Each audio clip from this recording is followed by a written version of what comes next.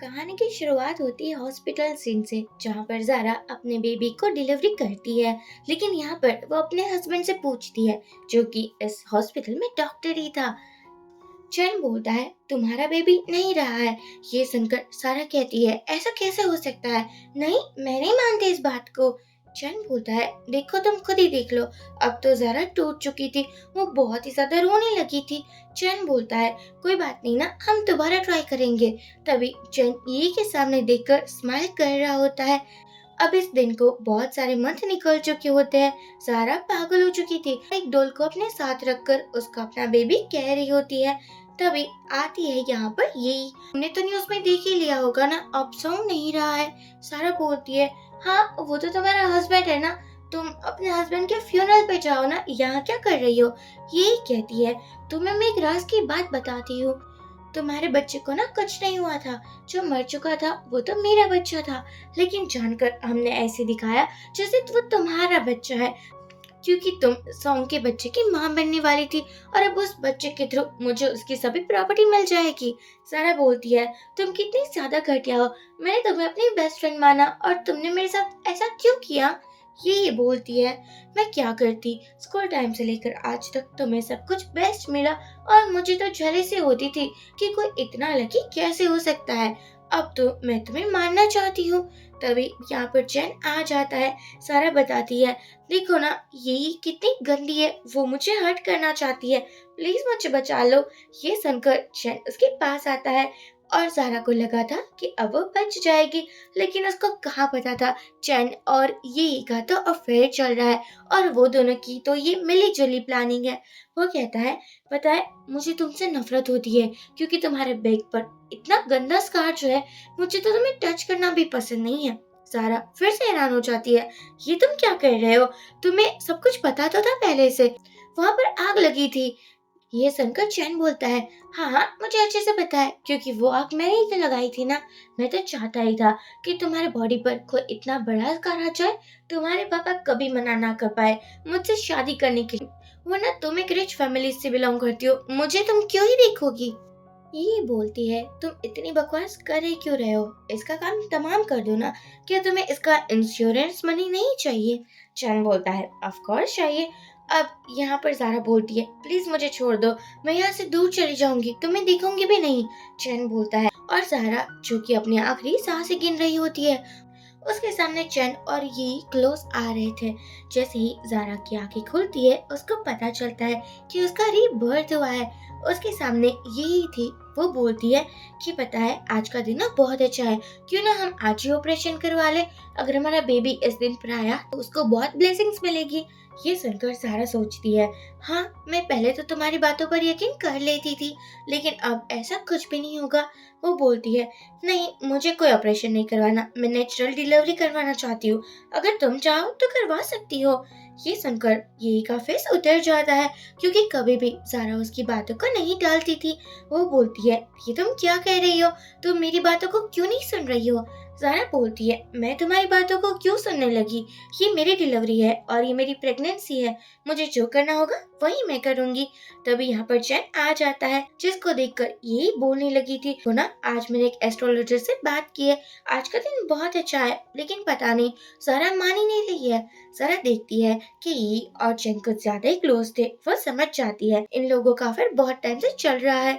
चैन बोलता है, अगर ये एकदम बोल रही है तो क्यों ना तुम सी सेक्शन करवा लो, वो भी इतना बुरा चॉइस नहीं है। ज़ारा मना कर देती है, क्या तुम नहीं चाहते मेरा बेबी हेल्दी हो? तुम मुझे रिस्क में क्यों डाल रहे हो?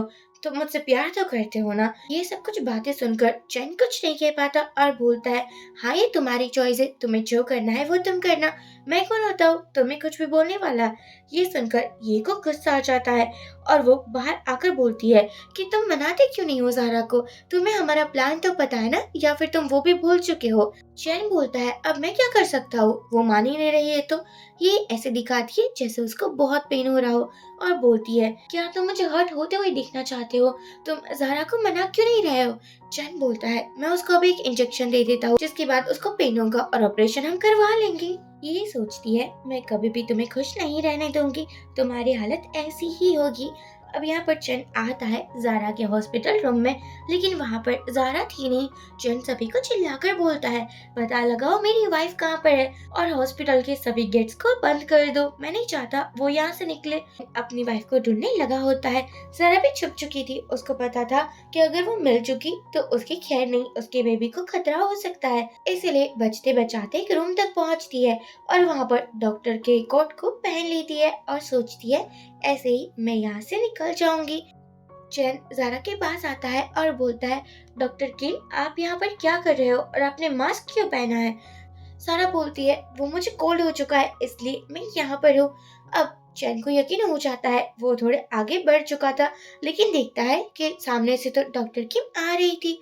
चैन को अब रियलाइज होता है कि वो डॉक्टर किम नहीं लेकिन उसकी वाइफ सारा थी। वो हैरान हो जाता है। सारा यहाँ से भागने ही वाली थी, लेकिन कुछ बॉडीगार्ड्स उसको रोक लेते हैं। आप यहाँ से नहीं जा सकती, ये तो दिन का ऑर्डर है, क्योंकि ये हॉस्पिटल भी चैन का ही था। सारा बोलती है, लेकिन मुझे मेरे हस्बैंड ने कहा है यहाँ से बाहर जाने को, लेकिन फिर भी जारा को जाने नहीं दिया जाता। यही आकर बोलती है, तुम कहाँ भाग रही हो? क्या तुम्हें ऐसा करना सही लग रहा है? सारा बोलती है, तुम्हें क्या है, मैं बस वॉकिंग पर जाना चाहती हूँ। ये बोलती है, लगता है कि तुम भागना चाहती हो। सारा बोलती है, ऐसा तो कुछ भी नहीं है, लेकिन तुम्हें मेरे हस्बैंड की इतनी फिक्र क्यों हो रही है? कहीं तुम दोनों का चक्कर तो नहीं चल रहा है ना? ये हैरान हो जाती है और तभी सारा को पेन होने लगा था। यही तो खुश हो जाती है कि चलो ठीक है, अब तो डिलीवरी टाइम आ चुका है। अब चैन भी बोलता है, यार बेबी अब बस भी कर दो ना, कितनी एक्टिंग करोगी, अब तो तुम्हारा सी सेक्शन होकर ही रहेगा। अब ये भी ऐसे एक्टिंग करती है जैसे उसको भी पेन हो रहा हो। सारा को पता था उसके बच्चे और ये के बच्चे को बदल दिया जाएगा, इसलिए वो सोचती है कुछ भी कर कर मुझे मेरे बच्चे को बचाना होगा। वो एक ऑफिस में जाती है और कॉल करती है सॉन्ग को, जो कि ये का हस्बैंड था। वो उसे बताती है कि ये और चैन का अफेयर चल रहा है और जानकर वो मेरा ये ऑपरेशन कर रहे हैं, क्योंकि वो तुम्हें और मुझे हर्ट करना चाहते हैं और हम दोनों की प्रॉपर्टी को लेना चाहते हैं। सॉन्ग बोलता है, चैन ने मुझे अभी कॉल किया था और उसने मुझे बताया कि तुम थोड़े डिप्रेशन में हो, इसलिए तुम ऑपरेशन नहीं करवाना चाहती। देखो ये तुम्हारी हेल्थ के लिए अच्छा होगा। अब डोर के बाहर चैन चिल्ला रहा होता है। सारा को लग रहा था ये आखिरी मौका है, उसको रीबर्थ मिला है, एक नई जिंदगी मिली है, अब वो ये भी खोना नहीं चाहती है। इसलिए वो सोचती है किसी भी हालत में सॉन्ग को मना कर ही रहेंगी और वो उसे बोलती है, अगर तुम्हें मुझ पर यकीन नहीं होता तो क्यों ना तुम हॉस्पिटल आ जाओ, तुम्हें सब कुछ पता चल जाएगा। ये सुनकर सॉन्ग बोलता है, ठीक है अगर तुम कह रही हो तो मैं बहुत जल्दी आने की ट्राई करूंगा। यहाँ हम देखते हैं सारा सोचती है मैं अपने बच्चे को कुछ नहीं होने दूंगी, लेकिन चैन ने उसको पकड़ लिया था। ये ऑपरेशन रूम में ही थी। सारा बोलती है, ये यहाँ क्या कर रही है? तुम दोनों मिलकर क्या मुझे हर्ट करना चाहते हो? चैन कहता है, मुझ पर बिलीव करो, मैं तो तुम्हारा हस्बैंड हूँ ना, मुझ पर ट्रस्ट क्यों नहीं करती हो? सॉन्ग यहाँ नहीं आ सकता क्योंकि उसकी कार में पेट्रोल ही नहीं है। ये सुनकर जारा सोचती है, इन लोगों ने फुल प्लानिंग कर ली है, अब मेरी इस लाइफ का भी कोई फायदा नहीं है। एक्चुअली सॉन्ग को भी अपनी वाइफ पर थोड़ा बहुत तो शक था ही, इसलिए बोलता है कि चलो हॉस्पिटल चलते हैं। यहाँ ये बोलती है, तुम्हारे बच्चे का तो मैं बेसब्री से इंतजार कर रही थी। सारा बोलती है, मुझे ही बच्चा नहीं चाहिए। अब यहाँ पर जैसे ऑपरेशन होने ही वाला था, सॉन्ग आ जाता है और बोलता है, यहाँ पर क्या चल रहा है, मुझे कुछ समझ नहीं आ रहा है। सारा बोलती है, प्लीज मुझे बचा लो, अभी मेरी डिलीवरी का टाइम भी नहीं हुआ, ये लोग जानकर मुझे हर्ट करना चाहते हैं, प्लीज प्लीज मेरी बेबी को बचा लो। ये बोलती है, हस्बैंड तुम इसकी बातों पर यकीन मत करो, इसको तो एंजाइटी हो रही है ना, इसलिए कुछ भी बोल रही है। सारा बोलती है, नहीं नहीं ऐसा कुछ भी नहीं है, मैं जो कह रही हूँ वो सच कह रही हूँ। सॉन्ग बोलता है, मुझे लगता है यहाँ कुछ तो गड़बड़ है। सारा बोलती है, प्लीज मुझे यहाँ से लेकर चलो। अब उस डॉक्टर को भी पकड़ लिया जाता है। ये बोलती है, डार्लिंग तुम ये क्या कर रहे हो, की बात को तुम बिल्कुल भी मत सुनो। तभी सारा बोलती है, मेरा डिलीवरी का टाइम आ चुका है। जैसे ही उसकी आंखें खुलती है, नर्स बताती है कि आपका बच्चा बिल्कुल हेल्दी है। सारा खुश हो जाती है, इस लाइफ में कम से कम उसके बेबी को कुछ भी नहीं हुआ है, वो उसी के पास है। नर्स बोलती है, मिस्टर सॉन्ग ने आपकी बहुत हेल्प की है, उसी की वजह से उस फर्जी डॉक्टर को यहाँ से निकाल दिया गया है। सारा और भी खुश हो जाती है। तभी यहाँ पर चैन आता है और बोलता है कि मैं तुम्हारे लिए मेडिसिन लेकर आया हूँ। सारा को पता था कि इस मेडिसिन में कुछ तो गड़बड़ है, इसलिए बोलती है, तुम रख लो मैं बाद में पी लूंगी। लेकिन चैन कहाँ ही मानने वालों में से था।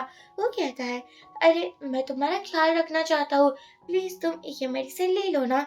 सारा को पता था जैसे ही वो मेडिसिन लेगी उसका दिमाग डैमेज होने लगेगा और वो अपना मेंटल पीस को खो बैठेगी, यानी कि वो पागल हो जाएगी।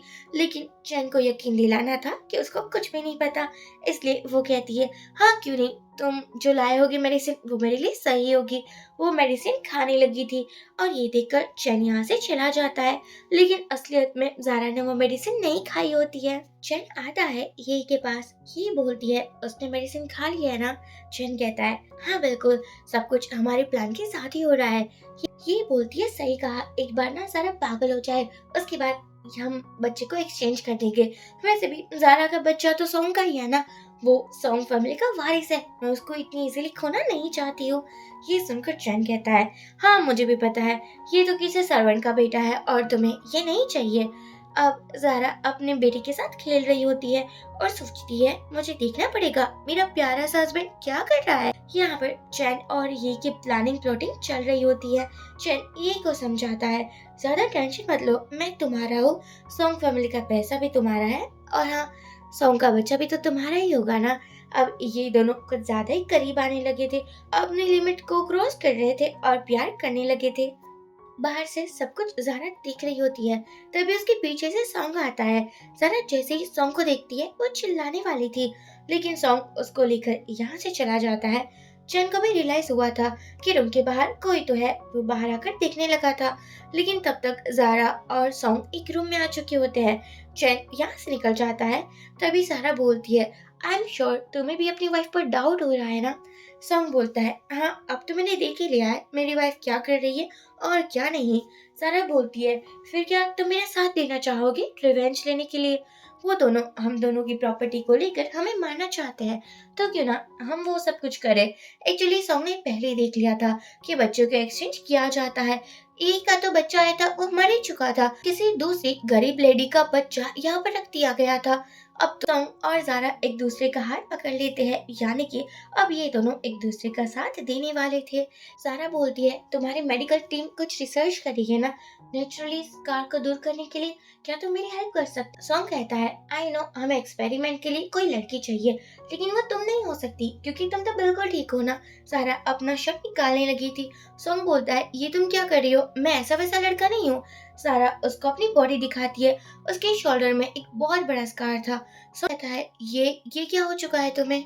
ज़ारा कहती है जब मैं स्कूल में थी तब वहाँ पर आग लग चुकी थी और उसी की वजह से मुझे ये सब कुछ हुआ है। सॉन्ग को याद आता है कि ये ने तो उसको उसी इंसिडेंट से बचाया था जो 10 साल पहले हुआ था। इसलिए वो पूछता है क्या उस इंसिडेंट में तुमने किसी की जान बचाई थी? यहाँ फ्लैशबैक में देखते हैं जैसे ही यहाँ पर हम फ्लैशबैक में देखते हैं जैसे ही सॉन्ग को होश आता है उसकी मॉम बोलती है तुम्हारे किसी क्लासमेट ने तुम्हारी जान बचाई है। यहाँ पर ये आकर बोलती है वो मैं ही हूँ जिसने तुम्हारी जान बचाई है। तब से लेकर आज तक सॉन्ग ये पर ब्लाइंडली ट्रस्ट करता आ रहा था। सारा बोलती है कहाँ खो चुके हो तुम? सॉन्ग कहता है कुछ भी तो नहीं, मैं बस ऐसे ही कुछ सोच रहा था। देखो तुम आ जाना, मैं ये के साथ वेडिंग करने वाला हूँ, आई मीन सेरेमनी, वहाँ पर एक धमाका होगा।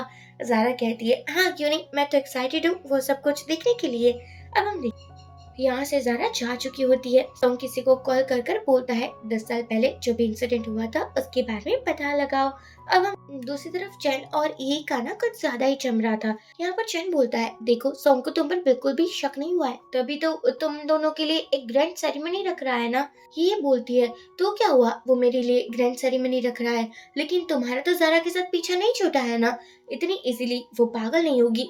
ये मेडिसिन को वर्क करने के लिए भी 1 साल चाहिए और मैं 1 साल बिल्कुल इंतजार नहीं कर सकती हूँ। ये सुल्तान बोलता है मैं क्या ही कर सकता हूँ। ये बोलती है मेरे पास एक प्लान है, ये मेडिसिन तुम जारा को दे देना, आई मीन मेरी उसी पार्टी में, उसके बाद हम जारा को किसी और मैन के साथ सेटअप कर देंगे और फिर तुम उसे डाइवोर्स दे देना। ये कितना सिंपल है ना। चैन पहले तो मना करता है कि इसमें मेरी रेपुटेशन भी दांव पर लग जाएगी। ये बोलती है तुम्हें सॉन्ग के पैसों की पड़ी है या फिर तुम्हारी वो फालतू रेपुटेशन की। अब तो चैन मान चुका था और ये सब कुछ जारा वीडियो के थ्रू देख रही होती है क्योंकि वहाँ पर जो बुके था ना उसके अंदर एक सीक्रेट कैमरा था। जारा कहती है अब देखती हूँ तुम मुझे कैसे हर्ट कर पाती हो। अब हम देखते हैं अगले दिन ही वो पार्टी होती है। जारा यही को बोलती है वैसे तुम्हारा बच्चा बहुत सुंदर है लेकिन वो तुम जैसा नहीं दिखता है। ये कहती है अभी वो छोटा है ना, शायद इसलिए नहीं दिख रहा होगा। और यहाँ पर चैन जो कि ड्रिंक में कुछ मेडिसिन वगैरह मिला रहा होता है, ये को पता चल जाता है कि अब तो एक धमाका होने वाला है। चैन आकर बोलता है ज़ारा तुम्हें भी ड्रिंक करना चाहिए।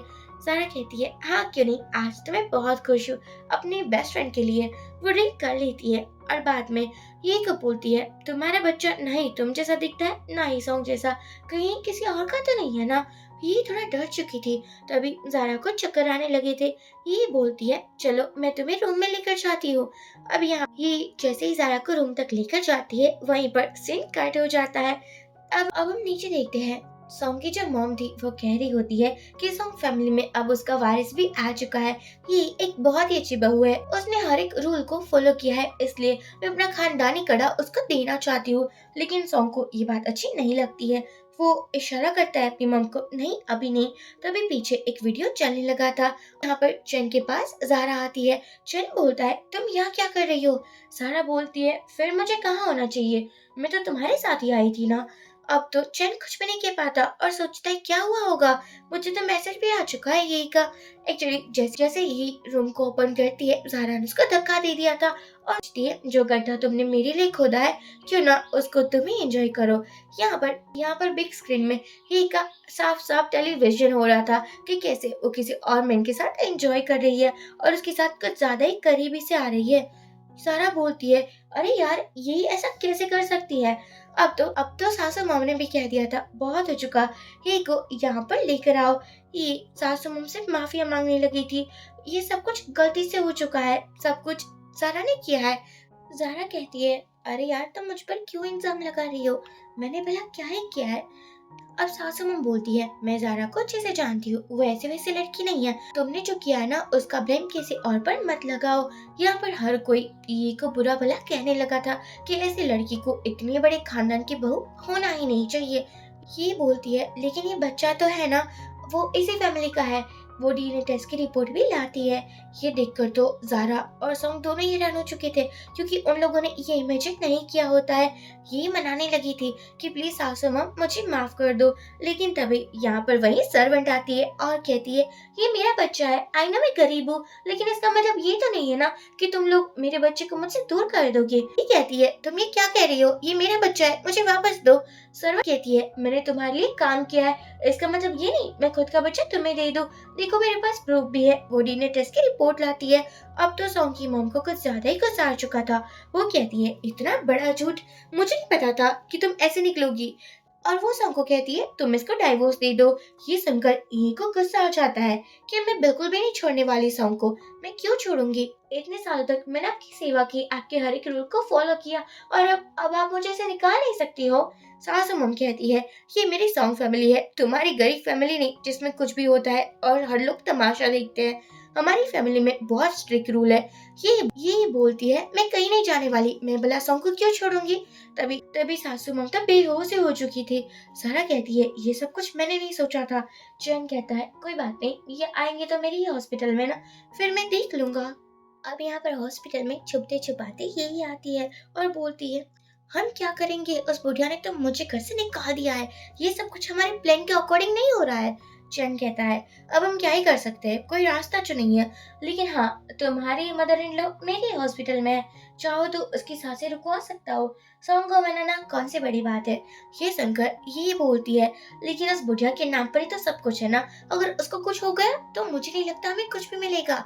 चैन बोलता है अरे तुम्हें कैसे कुछ नहीं मिलेगा, ज़ारा का बच्चा आई मीन ज़ारा और सॉन्ग का बच्चा हमारे हाथों में है, मैं सब कुछ हैंडल कर लूंगा, तुम टेंशन मत लो।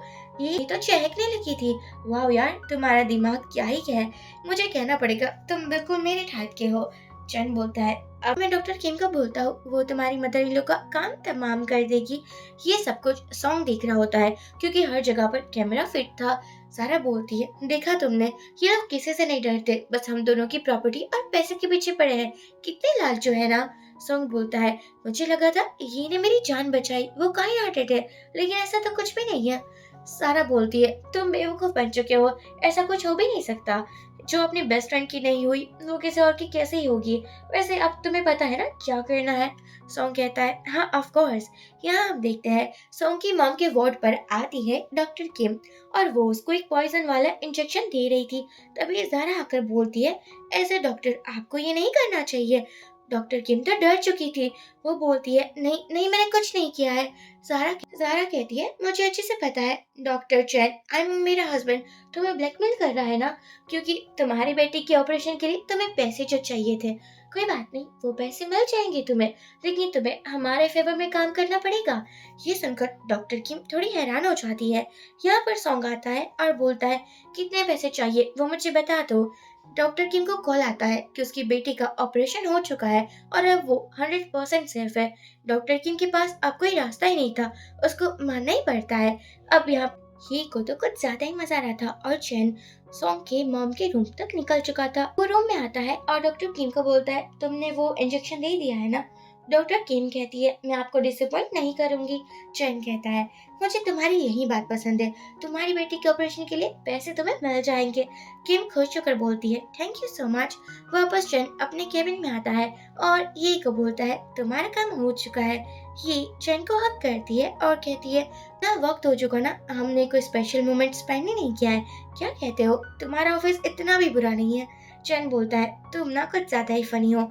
अब हम देखते हैं अगले दिन ये सॉन्ग के ऑफिस में जाती है। यहाँ से सभी एम्प्लॉइज निकल रहे होते हैं। असिस्टेंट बोलता है मैडम आपको यहाँ नहीं आना चाहिए था। ये बोलती है क्या हो रहा है यहाँ पर, मैं कुछ समझ नहीं पा रही हूँ। असिस्टेंट कहता है एक्चुअली बॉस की कंपनी बैंकरप्ट होने वाली है, हमारे सभी इन्वेस्टमेंट को ले लिया गया है और सभी प्रोजेक्ट भी फेल्स हो चुके हैं, सभी प्रोजेक्ट भी लॉस में जा रहे हैं। ये कहती है नहीं ऐसा नहीं हो सकता। वो जाती है और सॉन्ग की बातें सुनने लगी थी। सॉन्ग एक इन्वेस्टर को मना रहा होता है कि हमारा जो ये मेडिकल टर्म है ना वो बहुत ही सक्सेसफुल होगा, किसी को ऑपरेशन के बिना स्कार्स हटाना हो तो हमारी मेडिसिन यूज कर सकता है। वो मिस्टर वो बोलते हैं लेकिन मैं तुम्हारी बातों पर कैसे ट्रस्ट करूं, तुम्हारी कंपनी बैंकरप्ट होने वाली है, तुम्हारे पास अब तो ना ही इन्वेस्टमेंट है और मैं अब और तुम्हें पैसे नहीं दे सकता हूँ। सॉन्ग उसको रिक्वेस्ट करता है लेकिन मिस्टर वो यहाँ से जा चुके थे। अब क्या था, यहाँ पर ये मिस्टर वो के पास आकर बोलती है मुझे मुझे आपसे कुछ जानना था, क्या आप मेरी हेल्प कर सकते हो। मिस्टर वो कहता है हाँ क्यों नहीं। अब हम देखते हैं कुछ टाइम के बाद ये चैन की कैबिन में थी और वो उसको बता रही होती है कि सॉन्ग की कंपनी बैंकरप्ट होने वाली है। चैन कहता है कहीं वो लोग तुम्हें बेवकूफ तो नहीं बना रहे हैं ना। ये बोलती है नहीं मैंने अपने कानों से सुना है और मैंने मिस्टर वू से भी बात की है और देखो ये मिस्टर वू का बिजनेस कार्ड भी लेकर आई हूँ, अगर तुम कुछ भी पता लगाना चाहते हो तो उसी को कॉल कर लो ना, पता लग जाएगा। चैन कहता है हाँ बिल्कुल, हमें डबल क्रॉस करना ही चाहिए। अब चैन ने भी कॉल कर कर पता लगा लिया होता है। वो कहता है तुम क्या करने वाली हो। ये बोलती कहती है अब सॉन्ग का कोई फायदा नहीं है, अगर उसके पास पैसे नहीं है तो हम उसके साथ रहकर क्या करेंगे, मुझे इसका डाइवोर्स दे देना चाहिए, तुम क्या कहती हो। चैन कहता है हाँ ये सही आइडिया है और वैसे भी मुझे तुम्हारे साथ ही रहना है और किसी के साथ नहीं। ये सुनकर ये खुश हो जाती है। चैन ये को किस करता है और बोलता है कि तुम कभी भी लॉस में नहीं जा सकती हो।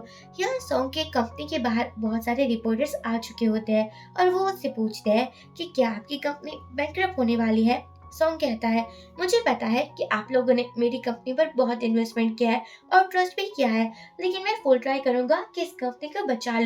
अभी के लिए तो मैं यही कहूंगा कि हाँ कंपनी बैंकरप्ट होने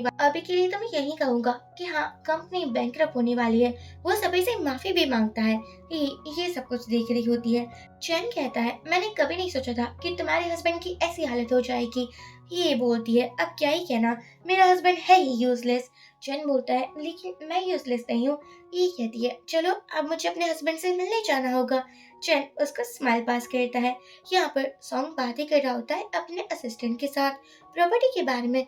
तभी यहाँ पर यही आती है और कहती है मुझे तुमसे अकेले में बात करनी है। सॉन्ग बोलता है मुझे अच्छे से पता है इस मुश्किल टाइम में तुम मेरे साथ रहोगी और मेरा सपोर्ट बनोगी।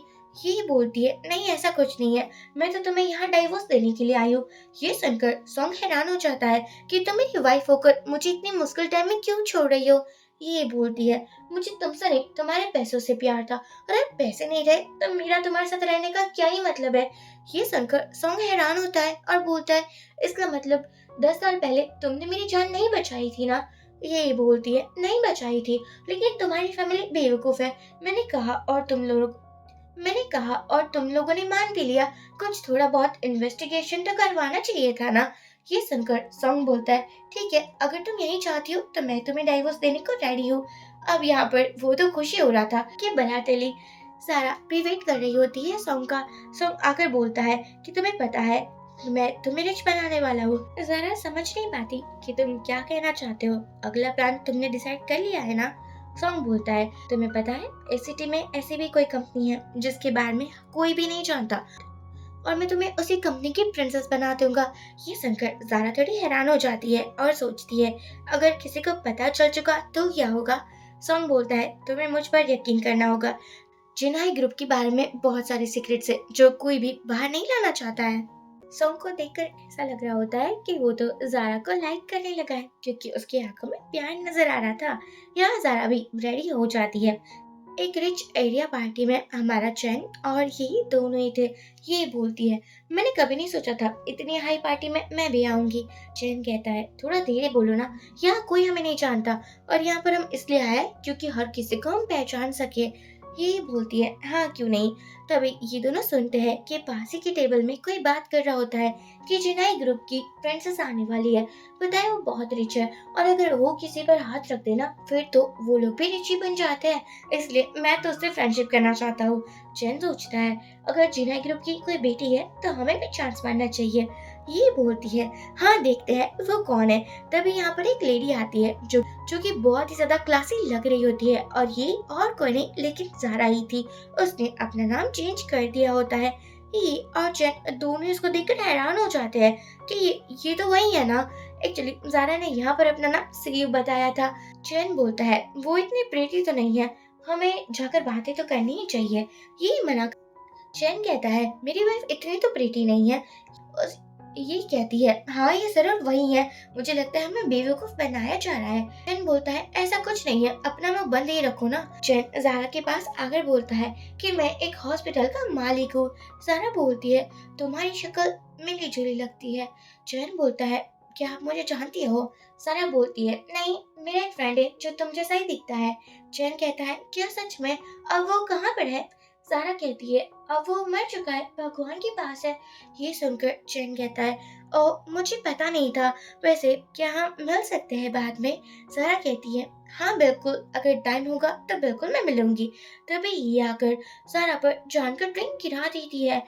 चैन बोलता है, मुझे माफ करना, ये मेरी कजिन है और थोड़ी क्लमजी टाइप की है। ये हैरान हो जाती है कि क्या तुम मुझे कजिन कह रहे हो। ज़ारा बोलती है, कोई बात नहीं। ये बोलती है, बताओ तुम्हारे इस जैकेट का प्राइस कितना है, मैं कंपनसेट करने को रेडी हूँ। ज़ारा कहती है, रहने दो, तुम अफोर्ड नहीं कर पाओगी क्योंकि ये 1 मिलियन का है। ये बोलती है, क्या इतना एक्सपेंसिव। अब यहाँ पर चैन दोबारा माफी मांगता है। ज़ारा कहती है, मुझे ऐसे लोग ना बिल्कुल पसंद नहीं आते, और वो यहाँ से चली जाती है। चैन ये को बोलता है, यहाँ पर तमाशा मत करो। ये कहती है, ये झूठ बोल रही है, ये ज़ारा ही है, मैं पता लगा कर रहूंगी। वो आकर ज़ारा का जैकेट छीनने की ट्राई करती है। अब यहाँ पर ज़ारा के बैग में कोई स्कार नहीं था। ये कहती है, ऐसा ऐसा नहीं हो सकता। ज़ारा कहती है, तुम बहुत ही ज्यादा बदतमीजी कर रही हो। चैन कहता है, मैंने कहा था ना तुम्हें ये सब कुछ बंद करो, लेकिन तुम सुनती कहाँ पर हो। ये कहती है, लेकिन तुमने मुझे कजिन क्यों कहा। चैन बोलता है, अरे ज़ारा ने बोला था कि उसका कोई फ्रेंड मुझ जैसा दिखता है और वो मर चुका है। हम इसी बात का फायदा उठाकर स्कैम भी तो कर सकते हैं ना। ये हैरान हो जाती है। ये कहती है, हाँ तुम सही कह रहे हो, हम ये भी कर सकते हैं। ये कहती है, तुम सच कह रहे हो ना। नेक्स्ट सीन में हम देखते हैं चैन मिलने के लिए आता है अपनी वाइफ से, और यहाँ पर ज़ारा ऐसे दिखाती है जैसे वो पागल हो चुकी हो। अब चैन समझ चुका था कि इसके बॉडी में तो वही स्कार है, एक उस रिच फैमिली की प्रिंसेस हो ही नहीं सकती है।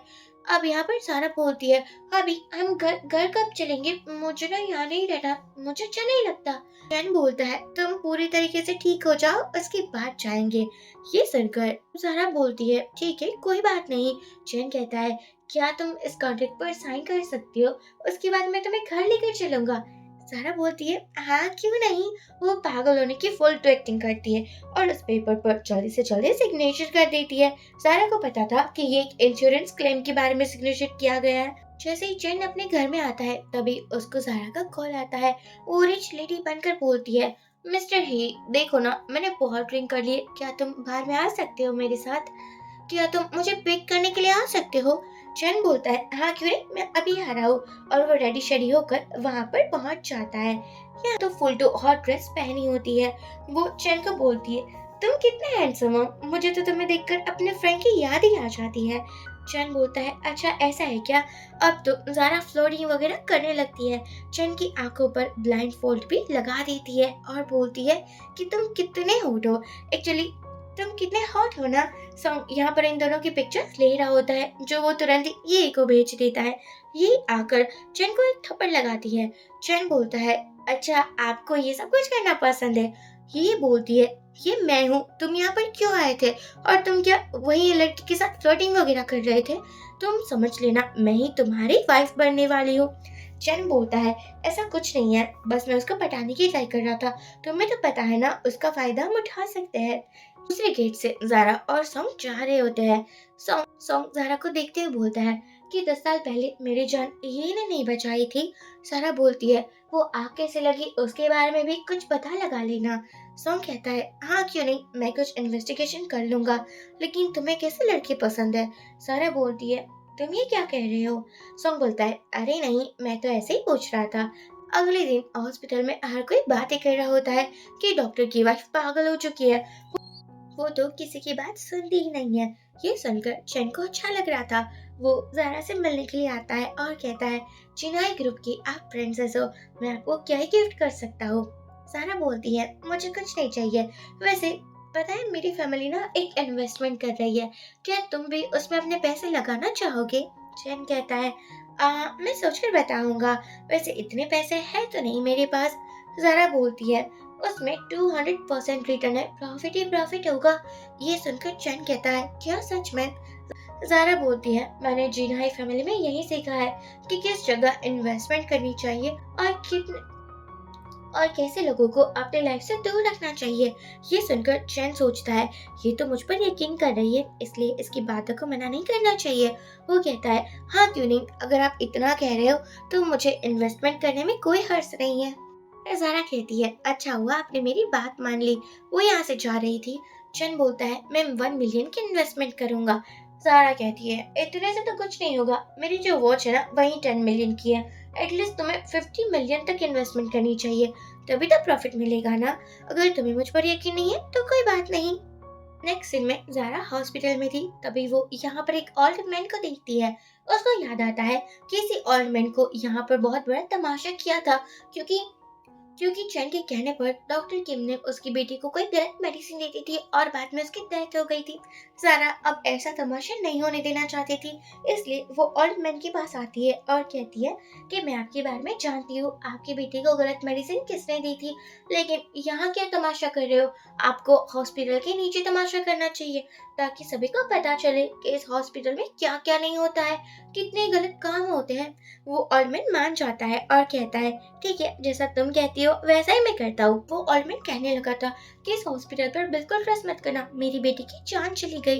डॉक्टर किम आकर बोलती है ऐसा कुछ भी नहीं है मिस्टर, वो सब कुछ एक इंसिडेंट था और वैसे भी आपकी बेटी को बहुत बड़ी बीमारी थी। ओल्डमैन बोलते हैं ऐसा तो कुछ भी नहीं है, कोई बड़ी बीमारी नहीं थी, लेकिन आपके हॉस्पिटल से गलती हुई है। ये सब कुछ ज़ारा भी देख रही थी। चैन तो जैसे तैसे इस मामले को रफा दफा करने की ट्राई करता है।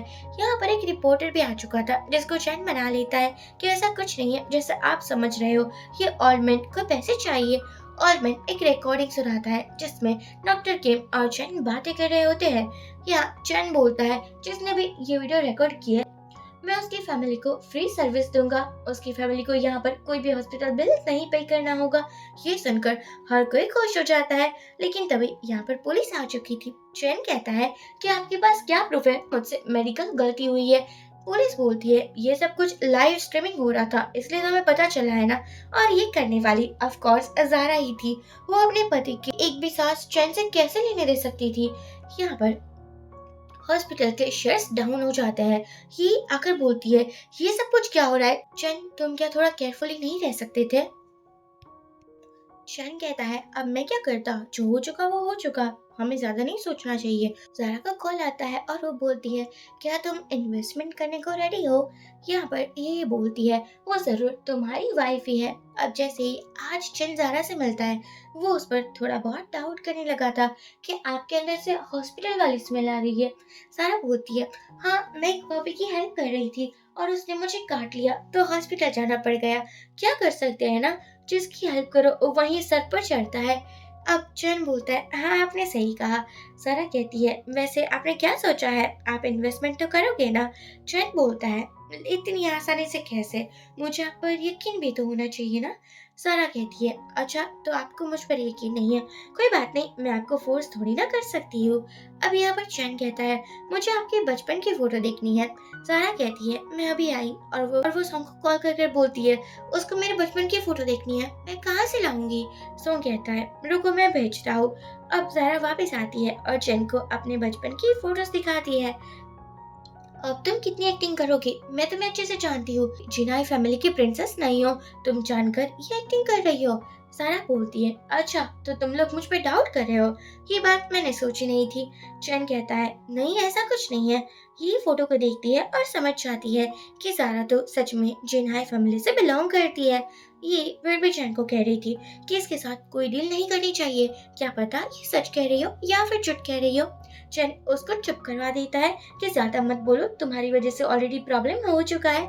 अब यहाँ सारा कहती है, तुम लोगों को मुझ पर यकीन नहीं है तो ठीक है, और चली जाती है। चैन बोलता है, यही आज तुम्हारी वजह से बहुत लॉस हो चुका है, पता है, 200% श्योर मुझे प्रॉफिट मिलने वाला था, और अगर वो मेरी हेल्प करती तो सब कुछ सही हो जाता। तभी एक आर्टिकल आता है कि जिनाई ग्रुप की प्रिंसेस अब एक लड़के के साथ घूम फिर रही है। सो चैन कहता है, देखो, यही तो मैं तुम्हें कह रहा था कि ये कोई नकली नहीं है, वो एक असली लड़की है। अब ये कहती है, प्लीज मुझे माफ कर देना, मुझे पता नहीं था कि वो लड़की इतनी काम की निकलेगी।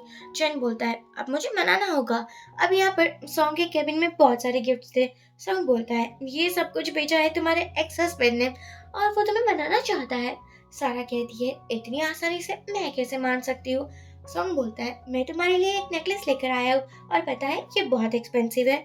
जैसे ही जारा वो पहनती है वो बहुत प्रिटी लग रही थी और सॉन्ग तो सिर्फ जारा को देखे जा रहा था। यहाँ पर चन हैरान था कि वो कुछ रिप्लाई क्यों नहीं कर रही है। और ये बोलती है, मैं तो हूं ना तुम्हारे पास। वो उसकी क्लोज आने ही वाली थी, लेकिन तभी जारा आ जाती है और कहती है, तुम्हें बुरा तो नहीं लगा ना मैं यहाँ आ गई? चैन बोलता है, बिल्कुल भी नहीं, तुम कुछ डिनर लेना पसंद करोगी? जारा कहती है, कितने दिन हो चुके मैंने घर का मेरी माँ के हाथ का खाना नहीं खाया, क्या तुम्हारी कजिन मेरे लिए खाना बना सकती है? चैन बोलता है, हाँ, क्यों नहीं। एक को ये सब कुछ करना बिल्कुल अच्छा नहीं लग रहा था, लेकिन अब वो मना भी नहीं कर पा रही थी। यहाँ पर चैन की नजर भी जारा के नेकलेस में जाती है और वो सोचता है, ये तो 100 मिलियन का है, मानना पड़ेगा ये बहुत रिच है। जारा कहती है, वैसे मैं तुम्हें एक और चांस देना चाहती हूँ, मुझे पता है कि तुम इन्वेस्टमेंट करोगे तो तुम्हें प्रॉफिट ही होगा। चैन बोलता है, क्या सच में? अच्छा हुआ तुम मेरे पास हो, वरना तो पता नहीं मेरा क्या ही होता। अब यहाँ पर जारा चैन की क्लोज आ चुकी थी, लेकिन चैन जैसे ही किस करने वाला था, जारा दूर हो जाती है। ये कहाँ सुधरने वालों में से थी। वो एक डिश में कुछ मेडिसिन वगैरह मिलाने लगी थी और सोचती है, तुम्हारा पेट खराब हो जाए। बाद में जारा डिनर के लिए आती है। ये बोलती है, स्पेशली मैंने ये तुम्हारे लिए बनाया है। सारा बोलती है, तुम कितनी अच्छी हो, लेकिन तुम्हें पहले खाना चाहिए क्योंकि तुम्ही ने बनाया है ना। और वो एक पीस उठाकर चैन को भी दे देती है। अब यहाँ पर ये मना नहीं कर पाती और खाना पड़ता है। वो भी जैसे जारा को देने वाली थी, तुमने अपनी झूठी चॉपस्टिक से मुझे खाना दिया। टेबल्स मैनर्स नहीं है क्या तुम्हारे अंदर? अब मैं ये डिश नहीं खा सकती। ये बोलती है, इसमें क्या टेबल्स मैनर्स? सारा बोलती है, एक्चुअली तुम रिच फैमिली से नहीं हो ना, इसलिए तुम्हें नहीं पता होगा टेबल मैनर्स किसे कहते हैं। अब तो यहाँ पर जैन डर चुका था और वो कहता है, सब कुछ मैं ही खा लूंगा, टेंशन मत लो।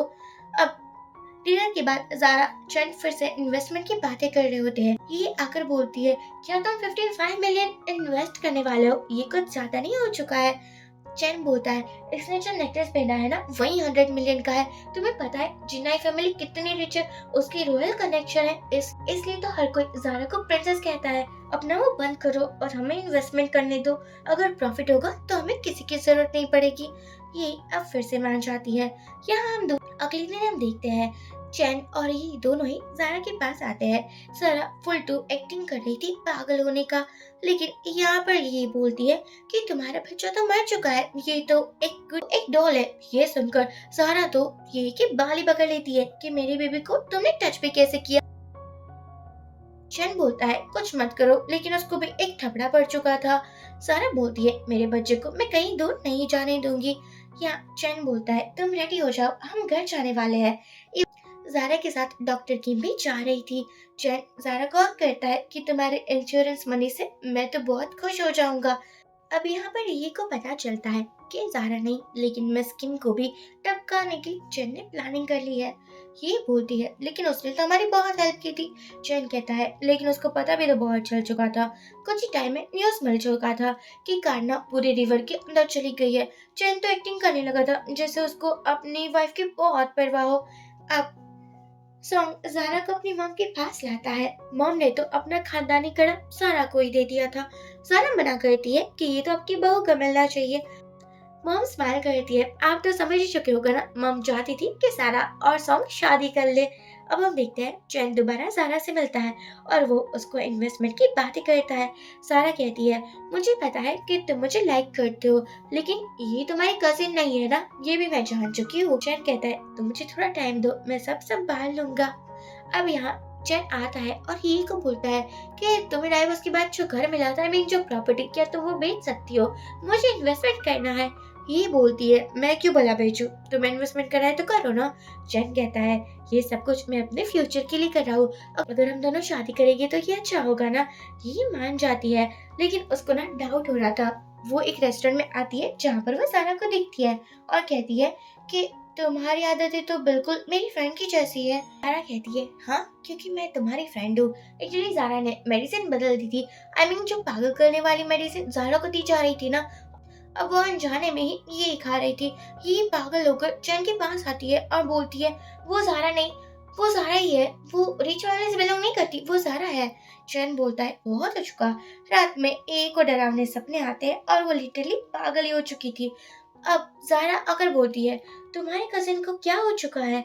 चैन मॉर्निंग में बोलता है पता है रात में तुमने कितना बड़ा तमाशा कर दिया था।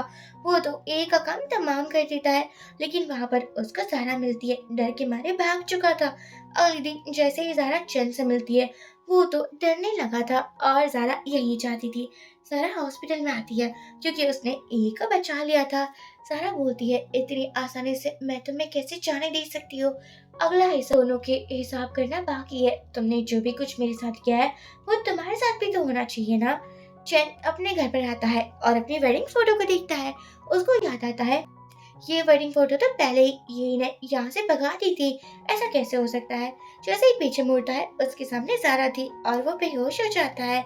यहाँ चैन को होश आता है तो यहाँ सारा बोलती है तुम्हें क्या हो चुका था, तुम बेहोश क्यों हो चुके थे? चैन बोलता है तुमने मेरे घर पर कोई वेडिंग फोटो देखी थी क्या?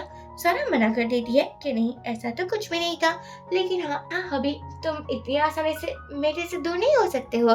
तभी यहाँ पर ये आती है। सारा बोलती है लेकिन मुझे पता है कि तुमने क्या कुछ क्राइम नहीं किया है। सॉन्ग आकर बोलता है अब तुम पूरी लाइफ जेल में ही रहना। पुलिस उसको पकड़ कर ले जाती है। ऐसे ही सब कुछ ठीक हो चुका था। सॉन्ग ज़ारा को बोलता है देखो ये मेंटल हॉस्पिटल में जा चुकी है, चैन लाइफ टाइम जेल में ही रहने वाला है, तो तुमने क्या सोचा है अपनी लाइफ कैसे बिताओगी? सारा बोलती है अब मैं अपने बच्चे के साथ रहना चाहती हूँ। सॉन्ग कहता है लेकिन ये बच्चा भी तो मेरा ही है ना, तो क्या हम शादी कर ले? सारा शर्माते हुए बोलती है कि हाँ मैं सोचूंगी तुम्हारी परफॉर्मेंस कैसी है उसके डिसाइड करूंगी। यहाँ पर सॉन्ग तो खुश हो जाता है और ज़ारा के पीछे जाने लगा था। इसी के साथ ये ड्रामा एंड हो जाता है। फ्रेंड्स प्लीज आप मुझे कमेंट के थ्रू बता दीजिए कि आपको ये ड्रामा कैसा लगा। Bye bye.